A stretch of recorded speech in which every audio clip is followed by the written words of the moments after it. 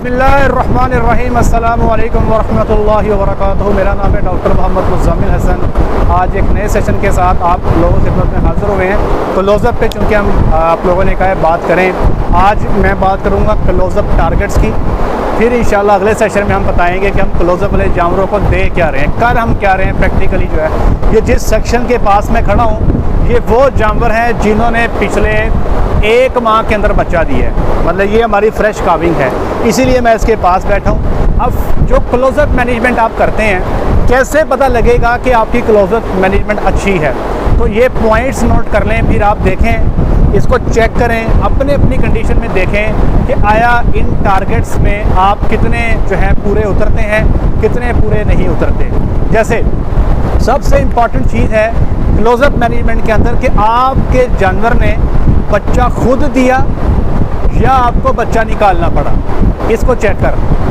Number 2, आपके जानवर ने जो प्लेसेंटा है, जो ज़ेर है, बच्चा देने के बाद क्या वो खुद फेंक दी थी या आपको निकालनी पड़ी थी। ऑफ कोर्स इसमें परसेंटेजेस हैं, ये मैं इंशाल्लाह आपके साथ शेयर भी कर दूंगा कि टारगेट्स क्या होने चाहिए, ठीक है जी। फिर आप ये देखते हैं कि आपके जानवर बच्चा देने के बाद कितने जानवरों को सूतक हुआ, कितने जानवरों को सूतक नहीं हुआ, जिसको हम मिल्क फीवर कहते हैं। अब मिल्क फीवर में 2 चीज़ें हैं, एक तो है क्लिनिकल हाइपोकैल्सीमिया कि जानवर बैठ गया, वक्खी पर बह गया, आपने जनाब किसी डॉक्टर को बुलाया, पता लगा इसका टेम्परेचर डाउन हो गया है, इसमें कैल्शियम की कमी होगी, भाई इसको ड्रिप लगाओ, ठीक है।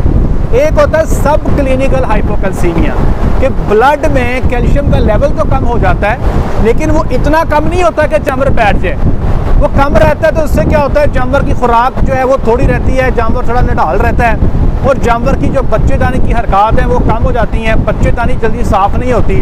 तो इस किस्म के मसाइल का सामना आपको करना पड़ सकता है और ये ज़्यादा ख़तरनाक है क्योंकि हाइपोकैल्सीमिया जो है या जो ऐसे ही सब क्लिनिकल जो है, इसको ढूंढने के लिए आपकी एक ख़ास नज़र होनी चाहिए।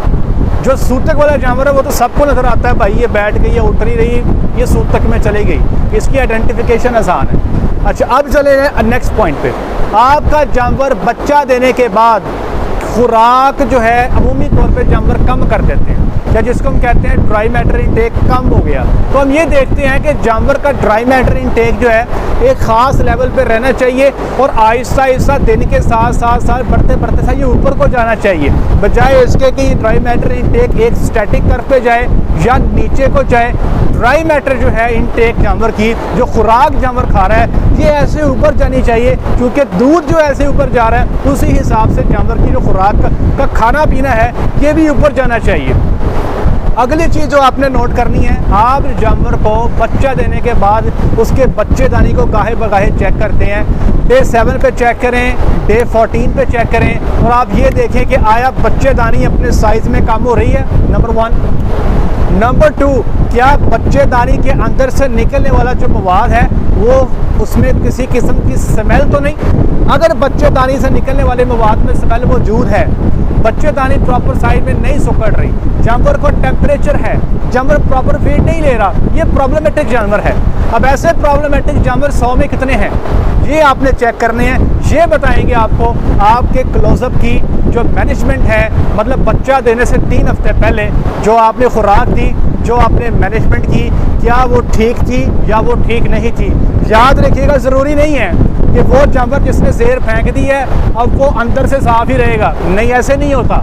जब जानवर ज़ेर फेंक देता है उसके बाद जो अगला प्रोसीजर है, बच्चेदानी में हरकत होती हैं और बच्चेदानी के अंदर जो गंदमंद जो मटीरियल होता है जिसको हमारे लोग मैला कहते हैं, जानवर इसको बाहर निकालता है। अब कई जानवर इसको बाहर नहीं निकाल पाते, कई जानवरों के अंदर मुदाफ़ाती निज़ाम नहीं होता, ये जो मटीरियल अंदर रह जाता है इसमें बैक्टीरिया ग्रो कर जाते हैं, बच्चेदानी की हरकत पूरी नहीं होती। तो ज़ेर फेंकने के बावजूद आप देखेंगे जानवर के बच्चेदानी में इन्फेक्शन होगी। तो इस चीज़ को याद रखें कि ज़ेर का फेंक देना ये इस बात की 100% निशानी नहीं है कि आपके जानवर की बच्चेदानी दुरुस्त होगी, ये 100% नहीं है। ज़्यादातर केसेस में आपको बच्चेदानी सही मिलेगी लेकिन कुछ केसेस में आपको इन्फेक्शन के साथ भी मिल सकती है। फिर आपने ये देखना है कि आपके जानवरों में एसिडोसिस या मैदे की तेज़ाबियत के केस कितने आ रहे हैं, ये देखना आपने। फिर आपने ये चेक करना है कि आपका जानवर, उसका बॉडी कंडीशन स्कोर, उसकी एपरेंट सेहत जो है, अब ये देखें आपके सामने बैठी हैं, इनमें कोई भी जानवर आपको ज़्यादा वीक नज़र नहीं आ रहा, ठीक है। जरा देखें सारे जानवर खड़े हैं। तो बच्चा देने के बाद जानवर का जो बॉडी कंडीशन स्कोर है वो 1 पॉइंट से ज़्यादा नहीं करना चाहिए।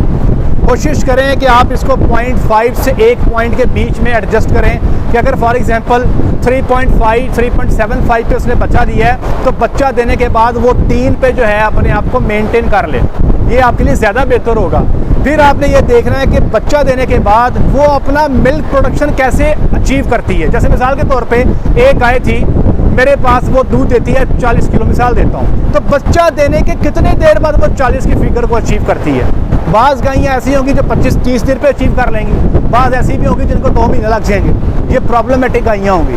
फिर सीज़न का इम्पैक्ट डेफिनेटली वो भी होता है। फिर आपने ये देखना है कि आपका जानवर बच्चा देने के बाद कितनी जल्दी हीट में आता है, उसकी जो ovarian resumption of cyclic activity है वो कब स्टार्ट होती है, जानवर साइकिल में कब आता है, हीट में कब आता है। तो ये कुछ टारगेट्स हैं। अच्छा, फिर आपने एक और चीज़ को नोट करना है, एक कंडीशन है इन जानवरों की जिसको हम LDA बोलते हैं, लेफ्ट डिस्प्लेस्ड एबोमिज्म, कि जानवरों की जो इनका मेदा 4 हिस्सों पर मुश्तमिल होता है, चौथे हिस्से को कहते हैं एबोमिज्म और वो ओजड़ी के बिल्कुल नीचे होता है। बाद औक़ात क्या होता है, कैल्शियम की कमी की वजह से या वो राइट पे निकल जाता है या वो लेफ़्ट पे निकल जाता है। अगर वो राइट पे निकल जाए दाएं हाथ पे उसको कहते हैं RDA, अगर वो लेफ़्ट साइड पे निकल जाए तो उसको हम कहते हैं LDA।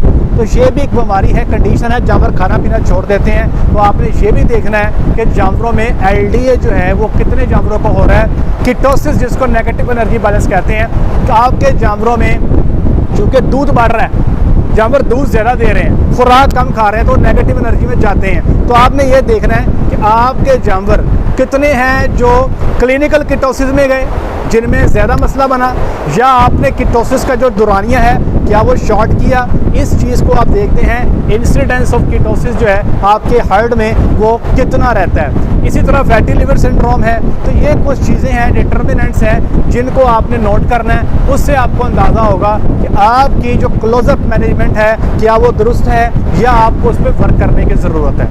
इंशाल्लाह अगले लेक्चर में बताएंगे हम लोग यहाँ पे क्लोजअप के अंदर जानवरों के साथ क्या करते हैं, पूरी डिटेल आपके साथ शेयर करेंगे।